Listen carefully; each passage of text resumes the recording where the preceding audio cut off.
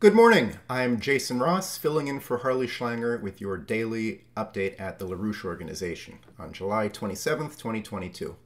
I'd like to start with a list that was published 2 weeks ago by the Ukrainian Center for Countering Disinformation, which is an official institution created by Zelensky last year.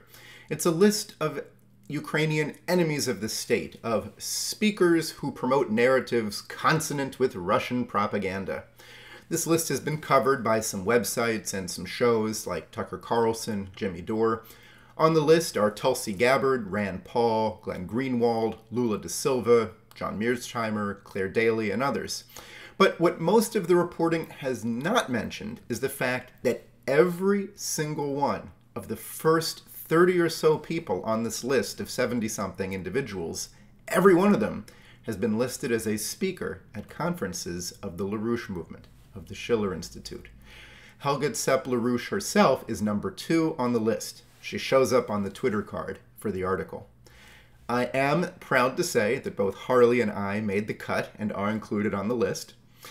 Now, I gotta say, what does this tell you about the importance of the LaRouche movement's role in the world?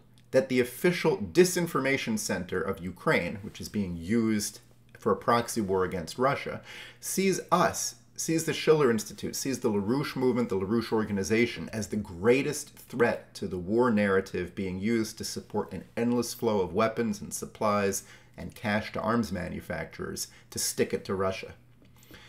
It tells you something.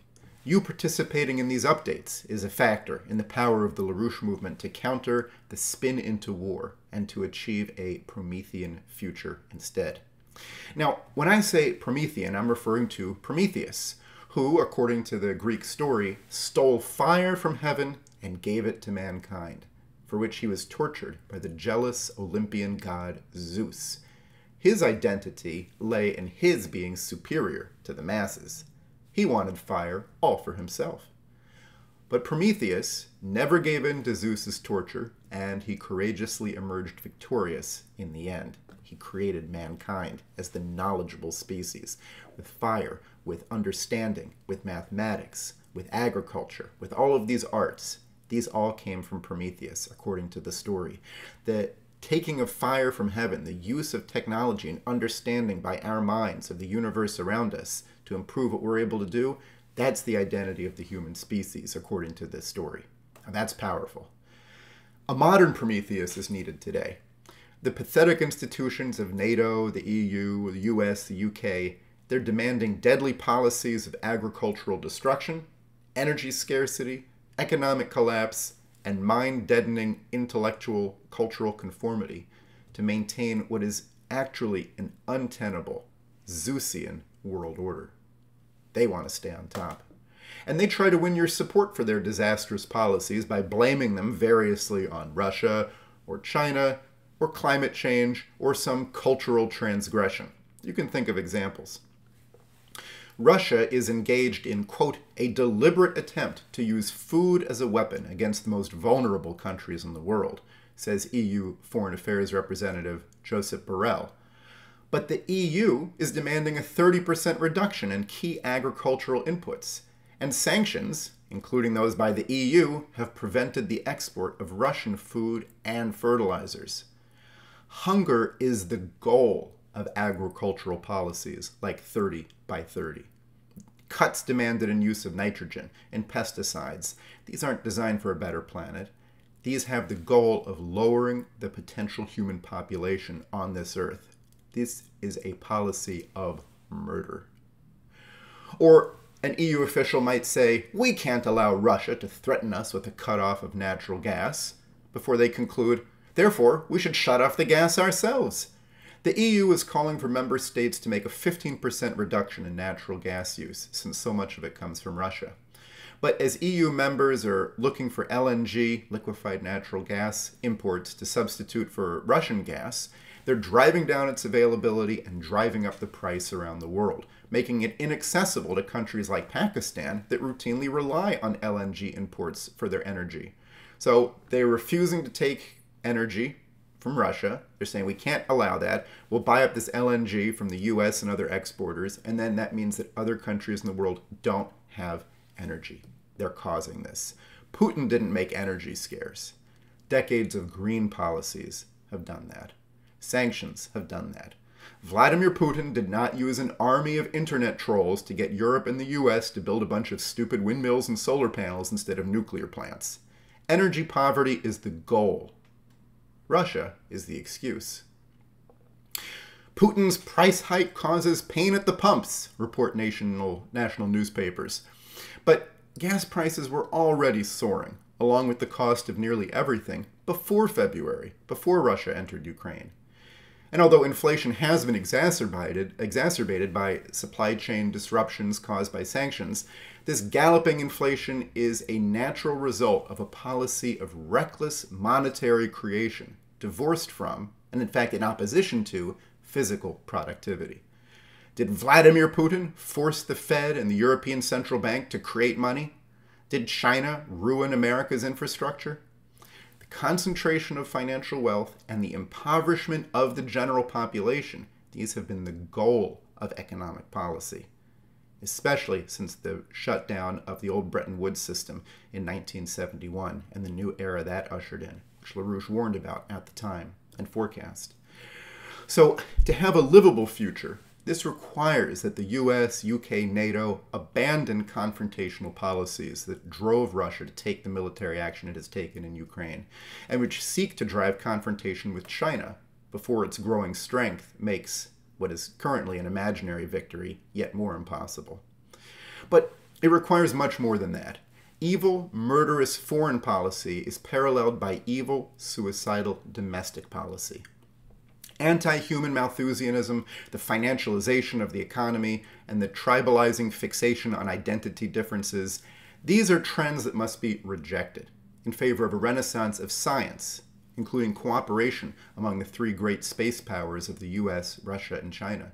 It requires physical economic development, with more regard for human beings than for red-bellied salamanders, and it requires an impassioned commitment to reach, in varying ways, towards the unifying beautiful that is the subject of great classical art. Russia has announced that it will leave the International Space Station after its current commitment ends in 2024. Without Russia, the International Space Station may literally fall out of the sky before its 2031 current end date, because the thrusters that give it periodic boosts to keep it up there are Russian. The space station's in space, but it still passes through wisps of atmosphere that slowly act like a brake, causing it to slow down, and it would eventually come down and crash. It needs those thrusters or it's gone. China, it was told in 2011 that it could not join the ISS, that it is impossible for NASA to work with China on manned space missions. This is against our national interests. It's a security threat. What did China do? They built their own station, with another module, the 110, which just arrived this week. What will Russia do? What will we do? On China, the PLA, the People's Liberation Army, has said through semi-official channels that a visit by Nancy Pelosi to Taiwan would be met with a military response, such as flyovers of PLA jets or missile tests near the island. This is said unofficially, but it shows how important this is. Attempts to cause conflict with China, because there's no positive goal to Pelosi's mission. This is an attempt to create conflict. Meanwhile, other attempts to isolate China are running into major issues. One example, microchips. The US, in addition to pushing for investment in chip production domestically, is also pushing for a Chip 4 alliance, also called the Fab 4 alliance, to join with Taiwan, Japan, and South Korea to make essentially a chip cartel that would be able to deny China access to advanced semiconductors. But right now, take South Korea. They export nearly 60% of their chips. They go to China. And the bilateral trade that South Korea has with China is almost at the same level as South Korea's trade with the US, Japan, and Europe combined. It would be suicidal for Korea to shut down that market. And meanwhile, it almost doesn't matter. China's Semiconductor Manufacturing International Group is rapidly catching up, and it has announced it's able to produce chips at a 7 nanometer level, almost down to the 5 nanometers that TSMC in Taiwan and Samsung in Korea have, South Korea. At a conference on Afghanistan's reconstruction held in Uzbekistan, that country's acting foreign minister called on the countries that are holding Afghanistan's frozen reserves, mainly the US, to unfreeze that money. Is it moral to still be withholding the Afghan people's funds, as the US has done? So, as Lyndon LaRouche and his movement, which is now led by Helga Zepp-LaRouche, have demanded for decades, we must create a new Promethean era, banishing Zeus and his oligarchical, anti-human, Malthusian outlook to eternal scorn, as we take on the joyous task of exploring space, developing nuclear fusion, eliminating poverty, while crushing the power of Wall Street and the City of London and the cultural despair that they create. It's time for a new Bretton Woods. It's time for a final victory of Prometheus over Zeus. That's it for the update today. Thank you for joining me. Let me know what you think in the comments below, and Harley will be back tomorrow.